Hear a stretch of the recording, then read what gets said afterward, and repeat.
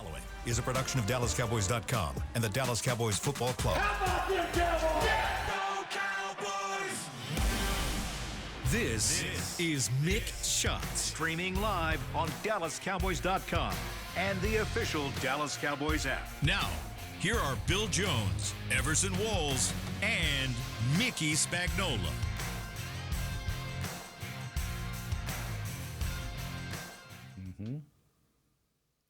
It's Friday. It's Friday.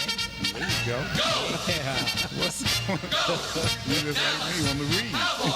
Get that paperwork together, buddy.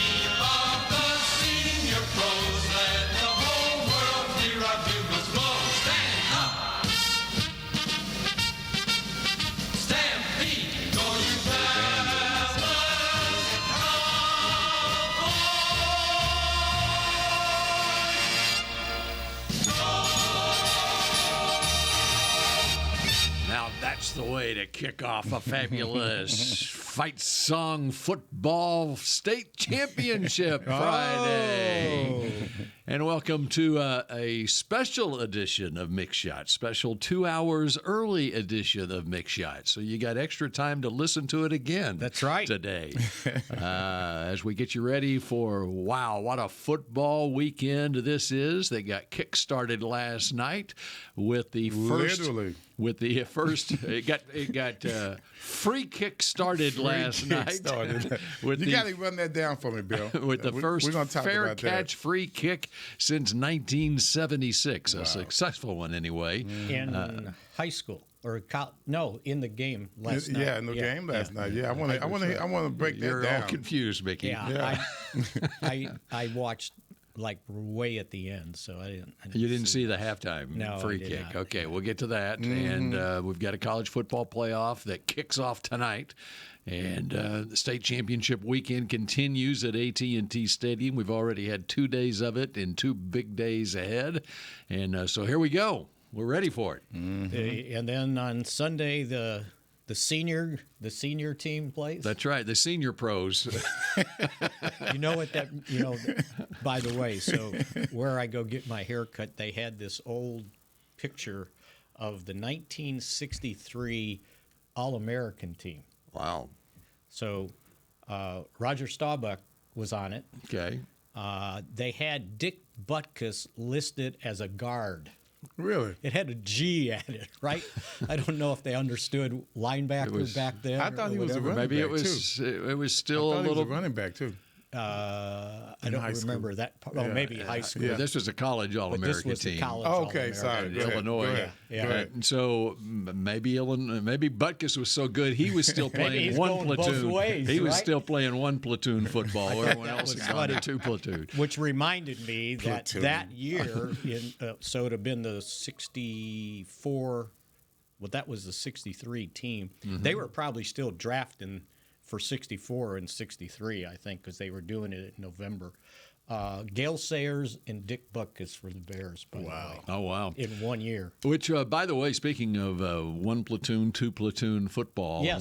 we didn't talk about this on Monday, but we did have a Heisman Trophy ceremony last Saturday night, and Travis Hunter won it. Mm-hmm. And being a two-way player, it reminded me of one of the great two-way college players who wound up becoming a Pro Football Hall of Famer with the Dallas Cowboys.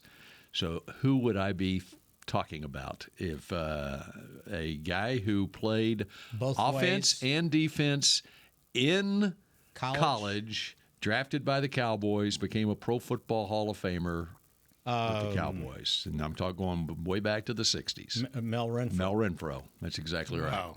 Yep. And so What do I win? So Travis Hunter, in many ways, was like Mel Renfro. Mm-hmm. If you watch Travis Hunter, that's what Mel Renfro was like at Oregon. Does he have that kind of speed, though? Well, I'm not anymore. Because you talk about Olympic speed. No, I'm talking he's talking about Travis Hunter. He's not 80-something years He's a old. little old now. Don't be surprised. He'll probably run like a 10 Mel flat. Renfro had 10 speed. flat now. Yeah. Mel Renfro, Olympic speed. Yeah, I mean, he was. And he was like a long jumper or something like that. I'll look it all up here in a second. But you talk about a phenomenal athlete no doubt. who wound up playing corner and safety in the National Football League. And I think they used him a little bit on offense early on. He was awfully good. As a matter of fact. Did he do returns? Yeah. Yeah, punt returns. I don't know why this reminded me, but he told the story when we talked about coming to the Cowboys that they played, I want to say it was a regular season game at the Cotton Bowl, and he was able to get special dispensation so his parents didn't have to sit in the black section of the Cotton Bowl. Oh, Cotton Bowl, yeah. They got to sit like where all the white folks sat. Oh, right? wow, that's nice. I'm sure they were comfortable. Yeah, probably rather be in the end zone, or you're sitting in the seats I'm from sure they're very comfortable. the goal line to the end line. Right? That was it. Just kind of reminded me of 1963, Dallas, Texas, right? And Renfro, I'm just looking it up real quick. When he was in high school, he had lived in Houston, and then the family moved to Portland, and he was on a phenomenal high school team. But in high school, at Jefferson High School in Portland, as a junior, he won the 180 low hurdles, the 120 high hurdles, breaking the state record, and the broad jump state titles. 1960, he broke two. Yeah, broad jump. He broke two Oregon Junior AAU championship records: 120 high hurdles, 13.9 seconds; 19.3 180 low hurdles; 24-foot broad jump. Which, by the way, that's back when men were men running high and low hurdles. Right, I had to do that myself. There was the 300 lows and the 120 highs or something. Okay, and at Oregon, he excelled for the track team, and as a two-way football player, an All-American halfback and defensive back. So, which way do you think Travis Hunter plays in the NFL? Where's the money? Wide receiver. Well, it now is. But now maybe cornerback. Yeah. Well, I mean, it was at cornerback, and now the cornerback money hasn't caught up. Here in the last year, the wide receiver money got up in the $35 million a year range, and the corners just haven't had a chance to catch up yet, and so it'll be interesting to see. I can't remember who answered the questions. Somebody with the Cowboys or just another former NFL player was guessing, or coach was guessing cornerback, that wide receiver would take up too much of his time, maybe? I don't know. Does that make sense or not? Yeah. What do you think? I think the wide receiver plays, a little bit more complicated because in the secondary, you're just with the team.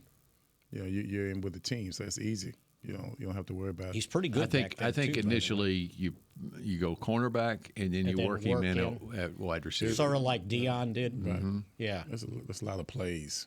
I mean, you got a great example of it. Wide receiver. You got a great example of it when Dion came here. Of course, he was already established as a Pro Bowl cornerback in the league, but he was playing baseball.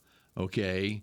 Even when the Cowboys signed him up and through the first month of the season, then he comes to the Cowboys in October, and obviously he goes and plays cornerback, and by the end of the season he was getting a decent number of snaps at wide receiver too in the Super Bowl. In the Super Bowl, yeah. And then the next year when Michael was suspended, they needed him at wide receiver too. And if you remember, towards the end of the season, they kind of ran out. In '96, they ran out of wide receivers, and he was doing both. Michael got hurt in that game, and Dion, playing wide receiver, I think, ended up fracturing his eye socket in the game. So there was Troy without most of his wide receivers. So if there was ever a coach that Travis Hunter needed to play for, it's Deion Sanders. That was it. There's no doubt about it. And so I still got to get back to this this award that he did not get. Yeah, right. The defensive back. the Thorpe Award. So who ended up getting that? Was it the Texas DB, Barron? I don't remember. It was the Texas DB, Yeah. yes. And I'm sure he's a great athlete, but for Hunter not to be even considered for that Jim Thorpe Award, Yeah. I'm Some sorry, of those man. awards, I don't somebody's know. got to talk about that, man. Yeah. I mean, this guy could have had a 3 for 3. Mm-hmm. You know, he could have had a 3 for 3, and I just think that's a damn shame. And no one's even asking, like, you know, What happened? what happened. It's like, okay, well, he's got enough. No, Unless he they hasn't. spread He should get everything that he's deserved. They spread it out. I don't know what's going on with that. Well, That's that crazy. interception, which was the game he made the interception at the goal line to kind of save the day for Colorado. He came off his guy to pick the ball, Yeah. and it basically saved the game. Yeah. The instincts to do that is incredible to me. It's like Honey Badger coming out of LSU. And I remember watching Tyrann Mathieu at the Combine. And it was DB drills, but he looked like a wide receiver. His ball skills were just, and it was little wonder that he was a turnover machine on defense at LSU. How many coming years up with, has it been for him now? it's probably 13 years in the league or still something. playing? At least double digit, at least 10. I mean, and a guy that would have been a first-round draft pick and fell to the third round. Anyway, Well, and for, good reason probably, by the way. and, I remember but when winds he- up playing over a decade in the league. I remember when he came to the Senior Bowl, and he hadn't been playing. He got suspended, I think, at LSU. And so it was Sunday of the conference championship games. And we had gotten there early so we can watch the games. And we were at a place watching on TV, restaurant, bar type place. And he comes walking in, right? He's got on a hat, kind of pulled almost down to his eyes. He's got in So no one would recognize him. dark shades, right? And some bulky jacket with baggy ass pants, right? And he comes walking by. Incognito. Well, and he wasn't, because in that room in the back were all the bunch of scouts and everything. Right. And he goes walking in there, right?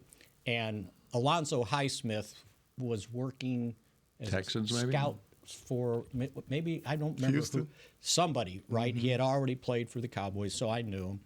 And he came walking in and went in the back, and he came back, and he saw us and said hi and everything, and he sat down, and I said, "So, what did you think of the Honey Badger?" He said, "I told him under no uncertain terms, you are no longer the Honey Badger. You better get yourself straight and don't come walking in here like a hoodlum with all these scouts here, because they're going to control your history now." And he goes, "I just couldn't believe he had enough sense to walk in looking like that, just I was like gonna that." say, I mean, if he's trying to be incognito, he's Yeah. he failed. And worse That's than all that, he did, put the shades on and pull the hat he down. looked like the guy no that one got would recognize you suspended. then. Yeah, and looked like the guy that got suspended, right? And it was 2013 was his draft Okay. year. So he's now 12 years in the NFL. And it was, I want to say it was Patrick Peterson's dad who kind of took him under his wing Really? and got him on the right track. And he wound, and it wasn't coincidence then that Arizona was the team that drafted him in the Yeah, third round, that's quote where- that's where unquote, Peterson because was. that's where Peterson was. Yeah. And so, all right, the fair catch, free kick. So, Mickey, it was at the end of the first half. So, and I'm glad you brought it up, because when I was driving in, they were getting ready to interview McCarthy this morning on the Fan for Yeah. this segment, and they said, "We're going to ask him if he knew anything about the free kick," and I'm going, "Well, of course he does. Okay. Even I do." I love that you brought this up. Kirk Herbstreit. No. I think now on Amazon, they've got the crowd, at least on my TV, the crowd noise is up to a level that it's hard to hear the announcer. Yeah. But I think, and someone correct me if I'm wrong on this, and I apologize if I'm wrong on this, I think what happened on it was the fair catch, and there was a penalty on it. There was interference on it, and so there was a penalty that was tacked onto it. So there was a little bit of a delay for the Chargers to make that decision, and it got them into a position with the penalty that it was a 57-yard field goal, a makeable field goal. And I think during that delay, Herb Street actually asked the question, does Harbaugh know the rule? He did. He did. He did. Okay. He did. I wasn't. I didn't hear things. I think he said. I could not not believe sure he said that. Yeah. For the same reason that you're saying that about McCarthy knowing the rule. I know the rule. How does an NFL head coach not know the rule? And what's hilarious about it now, in Harbaugh's post-game interview, well, first off, who was the last team to even attempt a fair catch free kick? It was like in 78 or something. No, that was the last one to make one was 76. Okay. The last one to attempt one Cowboys. was Jim Harbaugh with the San Francisco 49ers. I swear the Cowboys did it. But then in the post-game press conference, Harbaugh, of course, was asked about it, and he said it's his favorite NFL rule. It's a great one. Right. I could swear the Cowboys, But I could not, back on Herb Street, I could not believe Herb Street even uttered that. And then I thought, you know what? That's typical Buckeye. The Buckeye doesn't think the Michigan man. The Buckeye doesn't think the Michigan man knows the rule. Big Blue doesn't know Jack. Do you remember it? I mean, if I saw it in the NFL, it had to be the Cowboys. I could have swore Tom tried it, and it was a ridiculous. I don't recall it. I don't recall it. Douglas and my thing is, Barraclough. why? I'm just surprised that this hasn't come up more often. That's right. That's right. Because I'm not going to lie to you, I don't know the rule. Especially in this I don't day. know the rule. So on a fair catch. You know where we learned the rule, I think, more than anything? I think it was in the Parcells press conference. No, I knew it before that. I learned more football listening to Parcells press conferences. But anyway, and that was his goal. Douglas Barraclough, Douglas Barraclough texted me, says, I remember Landry trying a fair catch free kick before halftime in the 80s with Rafael Septien. Yes. It was a very long kick that was missed. So you had to be there. I had to be. And it was long, and it didn't come close. Yeah. But it was going to be like 65, 70 yards, I think. But they called the fair catch. Yeah. And everybody's going, what are they doing? Why do they call it fair catch? And I'm going, because he gets to get a free kick here, like a kickoff. I do not recall a free kick. I do not recall a free kick. Every time that there is a punt situation at the end of the half like that, that's what goes through my mind. Wow. Call a fair catch and kick it. Yeah. Because I mean, think about Aubrey. I mean, he kicks the ball 70 yards before for a touchback, right? And you get a free run at it. So why not? I mean, but you got to call it a fair catch. Truly, with a kicker like Aubrey, whether it's into the half, into the game, the opposing teams have to be thinking about it. It has to be into the half, into the game. Yeah, that's right. That's the only time you get it. I'm pretty sure. Yeah. Yeah, I never really thought about a free kick. I swear, I never thought about a free kick. And so I've been in a game where there was a free kick. I'm pretty sure, because if I saw it, it would have to be 84 and if it's Raphael. Yeah. It's been tried numerous times, but the last one to make it was 1976. Ray Wershing, who was an Austrian kicker. But as you know, Mickey, he was not the first Austrian kicker in the National Football League. I know that. Okay. Yeah. And that was? Tony Fridge. That's right. Who in 1971 with the Cowboys. He was Australian. Austrian, not Australian.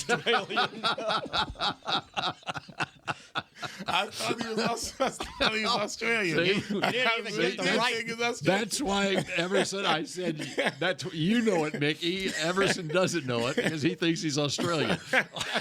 I thought he was Australian. Like, hey, Tony Fritz is Australian. Couldn't even get the right continent. Not even close. All right. We got so much more to get to on a fabulous football fight song Free Kick Friday here on Mick Shot. Star Sports Tours is the only official fan travel partner of the Dallas Cowboys, offering exclusive game weekend travel packages with pre-game sideline access and photo ops with current players, cheerleaders, and Cowboy legends. You want to stay at a team hotel? Attend the best tailgate party in Texas? Tour the Star and talk X's and O's with me, Everson Walls? With Star Sports Tours, you can. Visit cowboystravel.com to book your travel package today. Hey Cowboy fans, I'm Dak Prescott, quarterback of the Dallas Cowboys. But lately, I've been learning a new game, crypto. Sound confusing? Don't worry, even us pros were rookies in crypto once. That's why I trust blockchain.com. They make crypto easy. No confusing jargon, just the tools to help you win. Prescott keeps it, slides with a first down. Invest like your icons, where everyone is a rookie in crypto with blockchain.com. Perfect throw, my goodness. Wow, did he ever thread the needle. Visit blockchain.com/cowboys to get started. Hey y'all, Matt Pittman of Meat Church here. With football season kicking off, I'm already gearing up to bring the smoker back to AT&T Stadium for some epic tailgates. But with that Texas heat, it's crucial to keep my beer hand cramping cold. That's where Yeti's insulated Colster can cooler comes in clutch. This year, you can even get them with the iconic star engraved on the side. Licensed Yeti Cowboys gear is now available at Stadium Pro Shops, concessions, and on Yeti.com. Check it out today. Yeti, official cooler and drinkware of the Dallas Cowboys. The Medal of Honor is our country's highest military award for valor in combat. More than 40 million individuals have served in the armed forces since the Civil War. Fewer than 4,000 have received the Medal of Honor. The National Medal of Honor Museum will be a place to preserve these legacies and inspire America. It's being built right next door to the Dallas Cowboys in Texas. Help us honor our country's greatest heroes. Learn more and get involved at mohmuseum.org. Back to Mick Shots.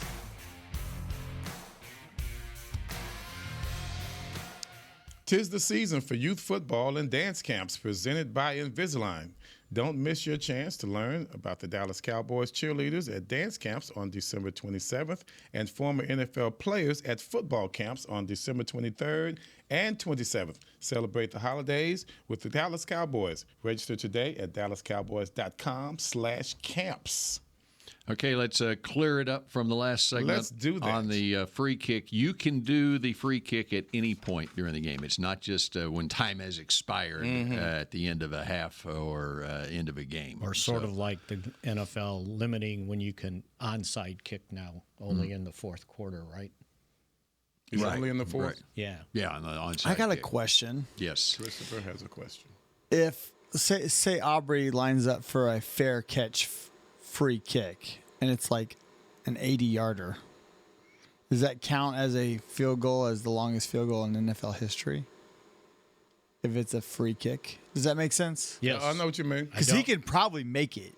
I don't Especially if it's because there's no rush, you can make it lower to the ground. What's your the big question thing. again? So if he makes, like, say he goes and lines up for a 70-yarder, which would be the NFL record, and he does it through a fair catch free kick, is that considered the longest field goal in NFL history? I think so. Because there's no rush. That's why Right. it's. I wouldn't like that. And here's Would there here's be an where asterisk? Here's where I think it should be used. There are times when we waste a lot of time if you're down by 2 scores, and you waste a whole lot of time trying to score a touchdown. When sometimes you can just kick that damn field goal, and now you can be strategic. Which is what the Broncos did at the end of the game last night. They, as soon as Peyton got in field goal range with a minute left, they were down 10, and as soon as they got in field goal range, he kicked a 50-something yarder. Well, Washington did this year against the Cowboys. Yeah, this year. Remember, they kicked a field goal on, I think it was like second or third down. We could just recall.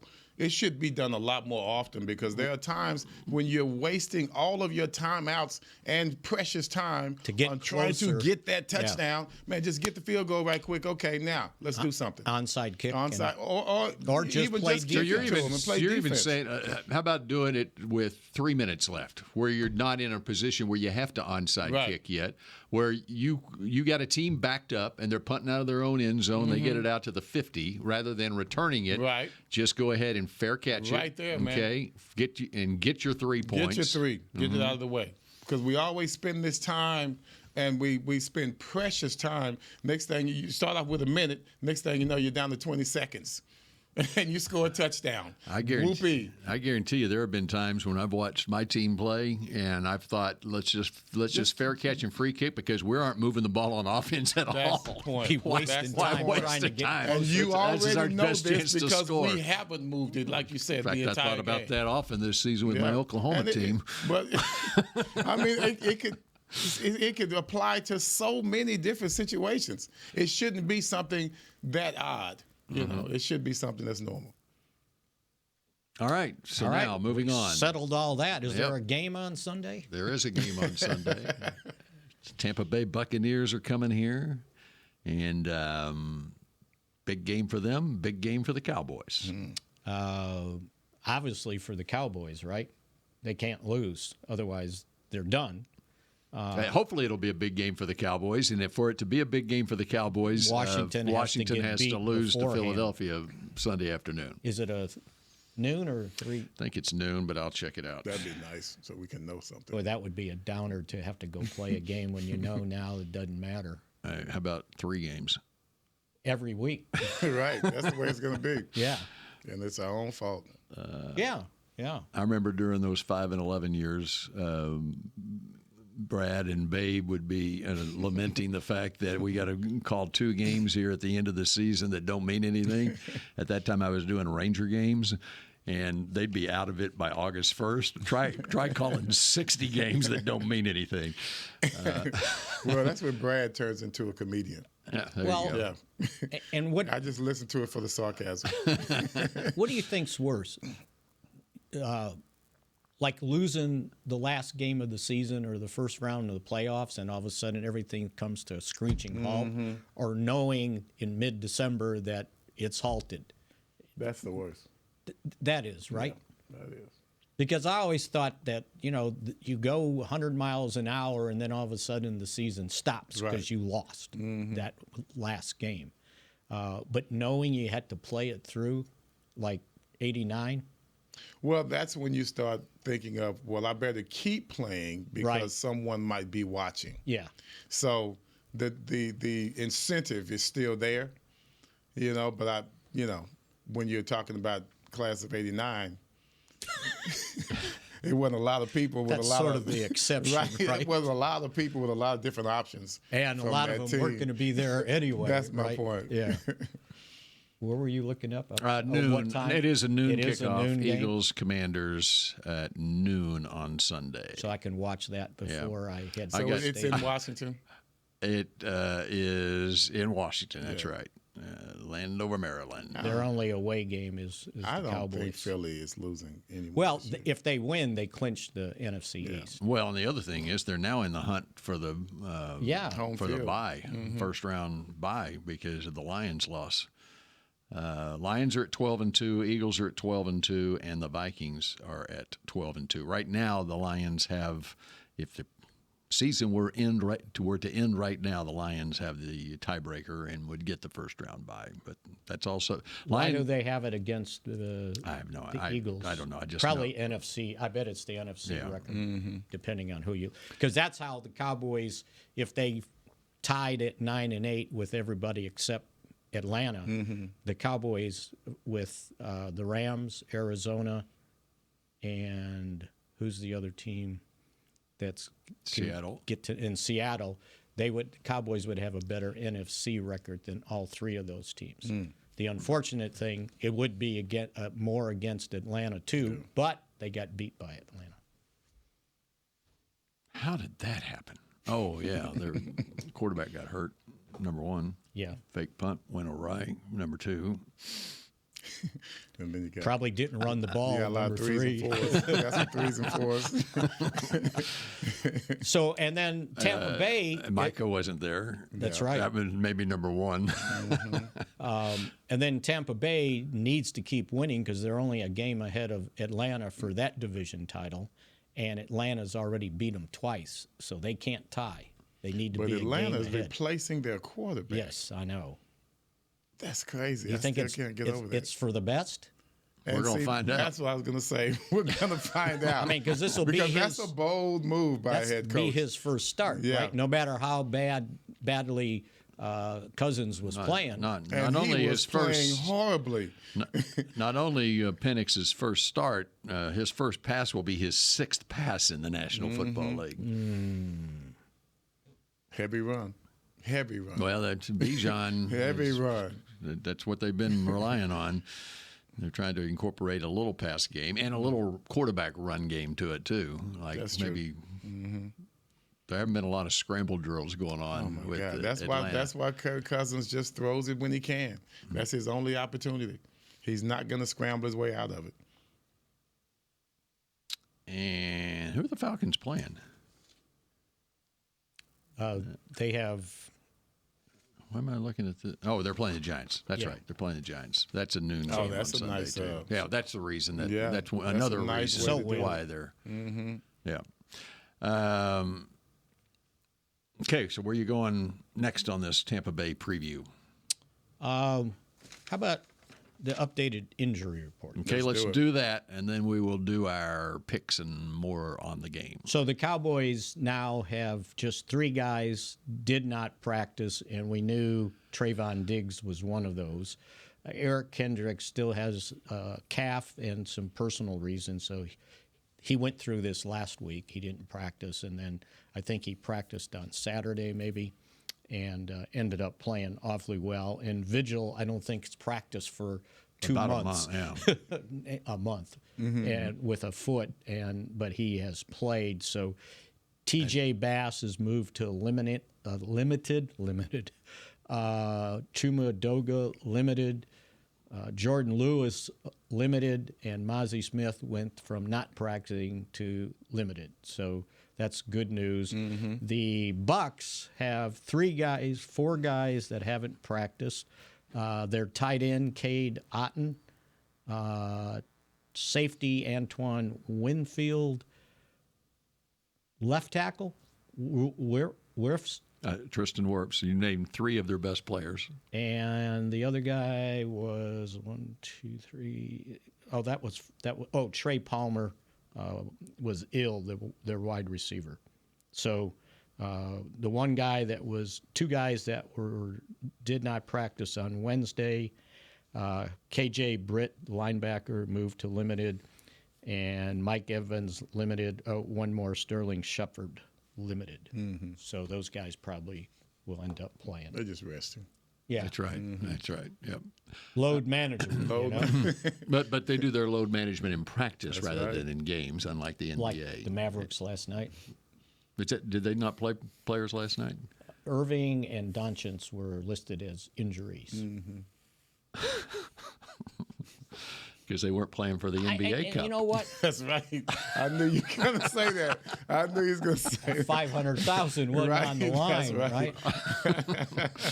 I was watching in the fourth quarter, and it was like, well, where is everybody? You know, I flipped over and watched, and I thought I couldn't tell which team was which because I didn't recognize any players. And then I saw Derek Lively. Right. Okay, so the Mavericks are in white, and. The court looked different. The team, the jersey looked different. I didn't know what it was. I was watching, so I went back to football. They finally got it to 8 points, and I'm going, okay, this is going to be good. And then I'm looking around, and I'm going, well, no, it's not, because they're not making a run. Those guys aren't in there. You're not going to make a run with those guys in the game. Yeah. Okay, we're going to take a break and come back. And since I went looking for the schedule, Everson, I saw today's schedule, and I just realized why we're on at 10 a.m. today instead of noon, and that's because there's a bowl game at 11. Jacksonville State is playing at 11 against Ohio, and so Mickey didn't want to do the show while the Jacksonville State game was going on. All right, we'll be back with more Mick shots in just a moment. They probably could beat Jackson State. Hey y'all, Matt Pittman of Meat Church here. With football season kicking off, I'm already gearing up to bring the smoker back to AT&T Stadium for some epic tailgates. But with that Texas heat, it's crucial to keep my beer hand cramping cold. That's where Yeti's insulated Colster can cooler comes in clutch. This year, you can even get them with the iconic star engraved on the side. Licensed Yeti Cowboys gear is now available at Stadium Pro Shops, concessions, and on Yeti.com. Check it out today. Yeti, official cooler and drinkware of the Dallas Cowboys. Hey Cowboy fans, I'm Dak Prescott, quarterback of the Dallas Cowboys. But lately, I've been learning a new game, crypto. Sound confusing? Don't worry, even us pros were rookies in crypto once. That's why I trust blockchain.com. They make crypto easy. No confusing jargon, just the tools to help you win. Prescott keeps it, slides with a first down. Invest like your icons, where everyone is a rookie in crypto with blockchain.com. Perfect throw, my goodness. Wow, did he ever thread the needle. Visit blockchain.com/Cowboys to get started. Star Sports Tours is the only official fan travel partner of the Dallas Cowboys, offering exclusive game weekend travel packages with pre-game sideline access and photo ops with current players, cheerleaders, and Cowboy legends. You want to stay at a team hotel, attend the best tailgate party in Texas, tour the Star, and talk X's and O's with me, Everson Walls?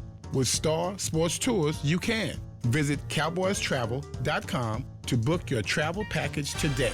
Cowboys football and Miller Lite. What a pairing. Can cracks at kickoff. Tailgates going way past postgame. Sunday night overtimes followed by Monday morning swagger. Brisket in the smoker. Miller Lite in the cooler. America's team playing America's greatest sport. Miller Lite, the only beer of the Dallas Cowboys. Dallas Cowboys football tastes like Miller time. Celebrate responsibly. 2023 Miller Brewing Company, Fort Worth, Texas. Back to Mick Shots.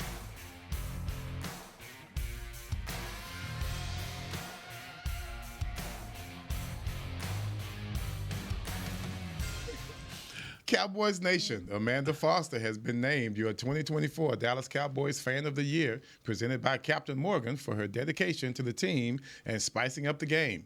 Vote for Amanda to be named the ultimate NFL Fan of the Year at NFL.com/Fan of the Year. And when are we going to find that out?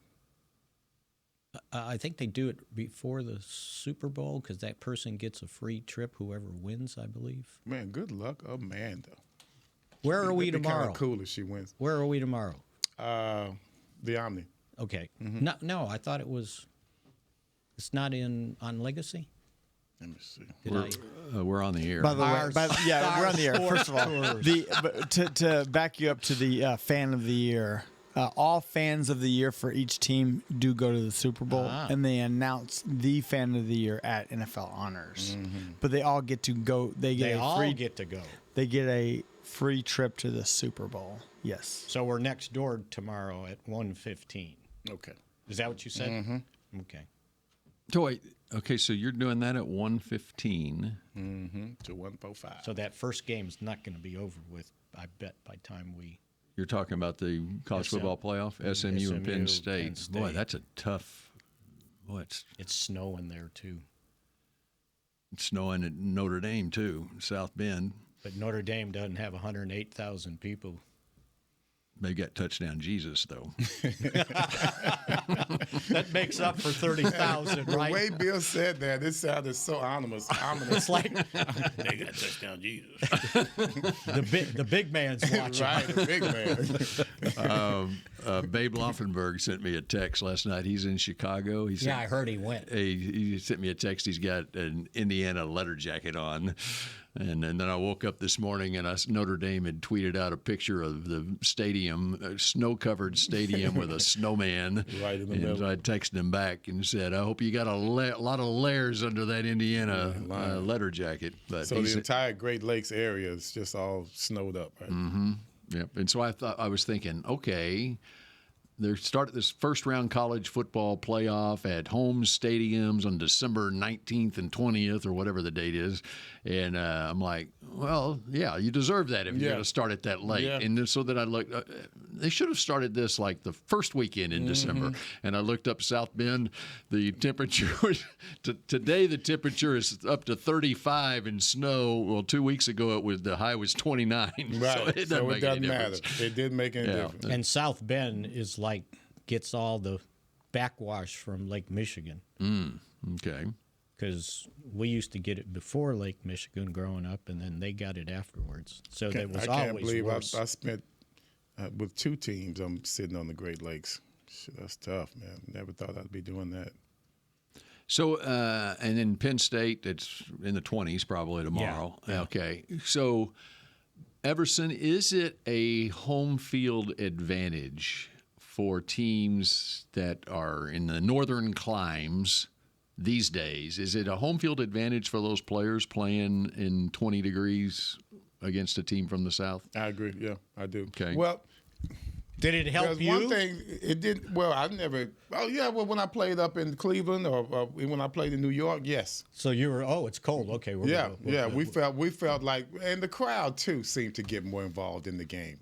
You know, when the weather seemed to be on our side. You wanted to see the exhaust coming out of their mouths. But I don't know what it is, but they seem to have a lot more energy because, you know, the fans, they get into that. I think the fans like the cold better than the players like the cold. It seems like they enjoy it. Well, I'm with you now, but once again, we're down here. The ones up there, they're accustomed to that, and I think that they really do believe that gives them an edge. I'm just thinking they don't practice in it. Right. They just live in it. Mm-hmm. And living in it is not playing in it. But to me, it seems to work out in the home team's favor? It seems to work out almost every time. And of course, unless you got another cold weather team coming in. But if you're talking about Miami going up to Buffalo, then we know what that's about. You're talking about San Diego going up to play in Cincinnati and it's minus 56 degrees. Yeah, I would. And in that case, it's like the team is built, the way the team is put together, throwing the football with Dan Fouts or you know, in the case of Dolphins now with Tua and Tyreek and the most speed of your that they games have, are going to be and in that great speed weather. is negated. Yeah. Right. So come on. So before we do our picks, you're the defensive coordinator. What are you doing with Mike Evans? I got a double team. Not put somebody to shadow him? In key situations. Okay. In key situations. Every team has their tendencies. And if I see a particular formation or if I anticipate a particular situation that to where I know they're going to go to them, then yes, I'm going to consider at least favoring a safety or a linebacker to his side. At least. But at other times, would you – I mean, think about it. The Cowboys are down – cornerbacks. Yeah. Well, they better know how to play safe. Bland.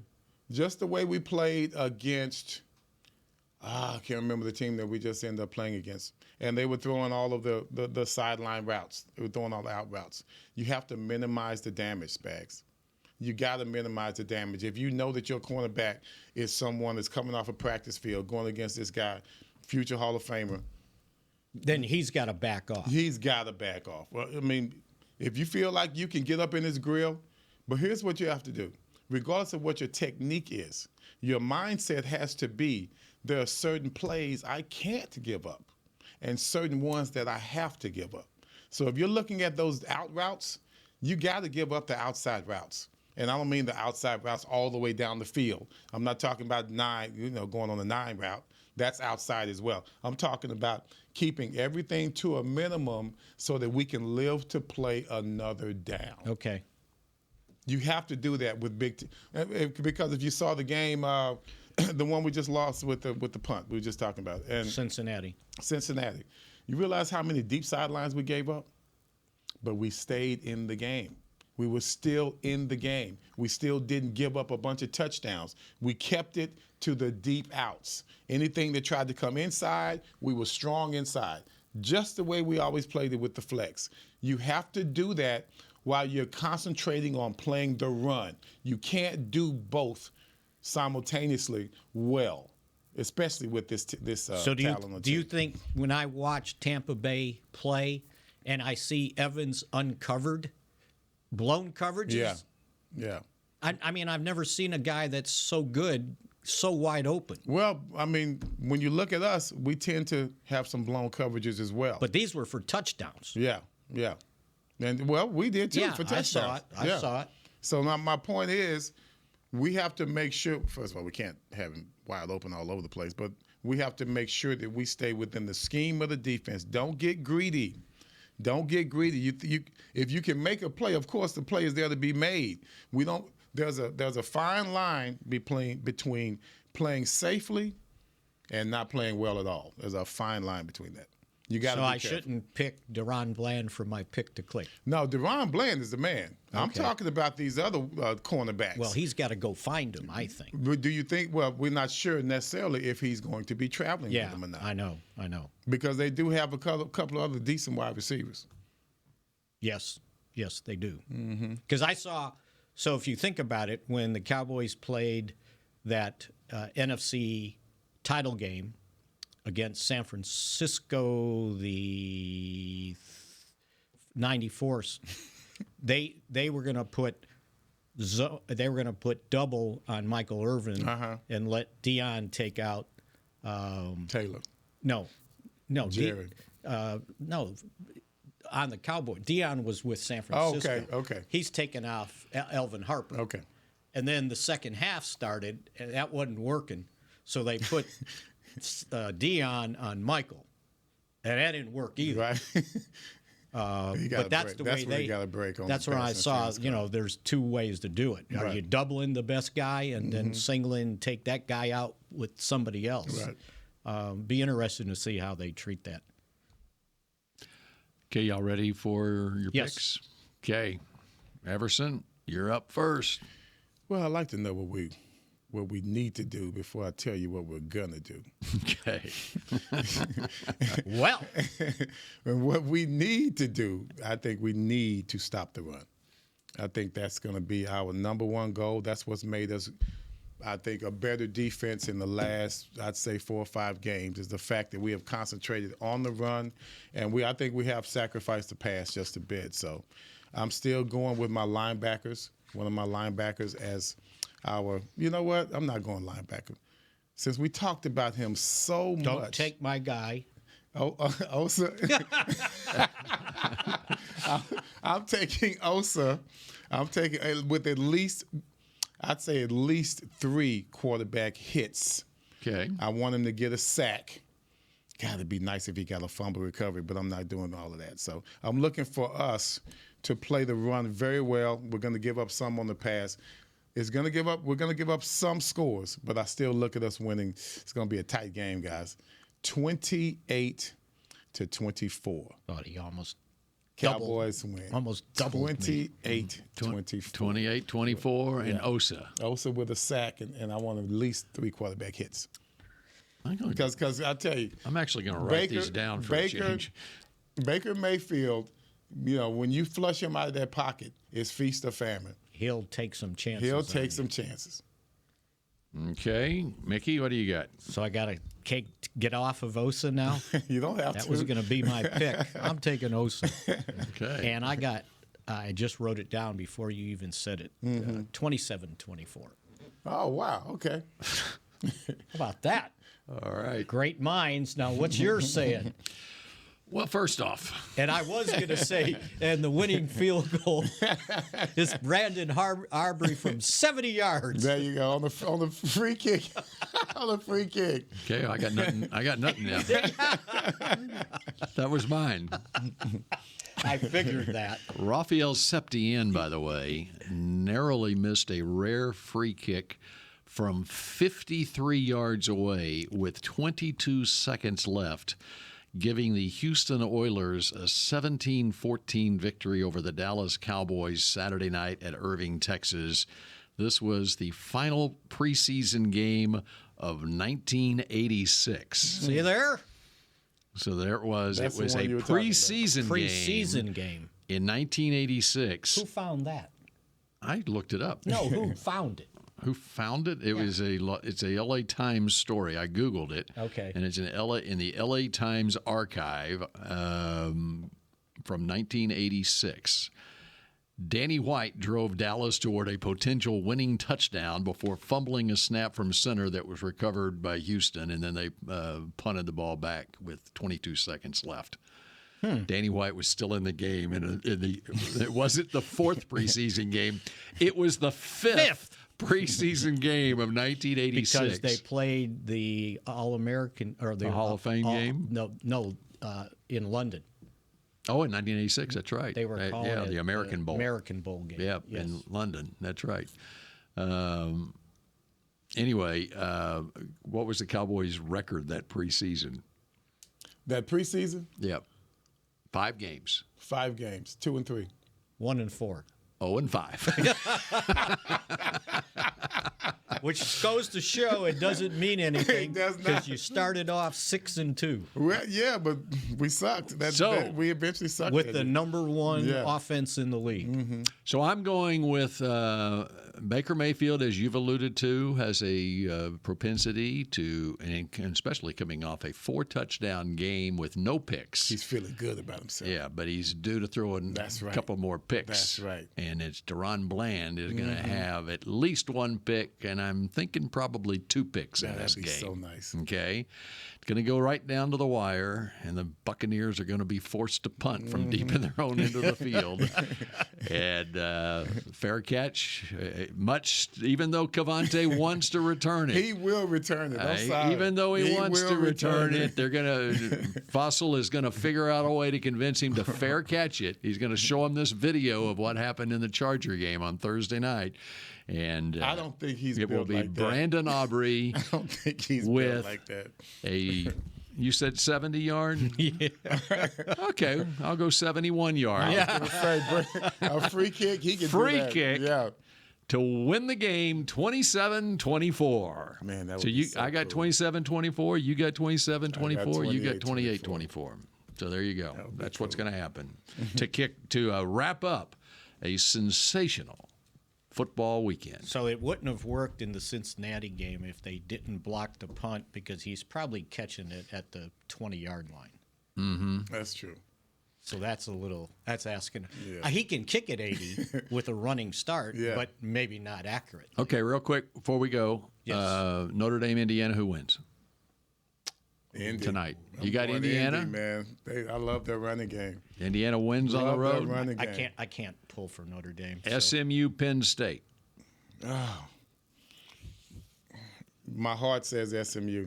Your head? But that weather says Penn State. Okay. I'm with him on all right. both Clemson counts. and Texas play at 3 o'clock tomorrow. I got Texas. Texas. Mm-hmm. Well, wait. What are you not participating? I'll go Notre Dame. I'll go SMU, and I'll go Texas, and then Tennessee plays Ohio State. Tennessee. Yeah. Tennessee's looking good. Ohio State. I go Ohio State.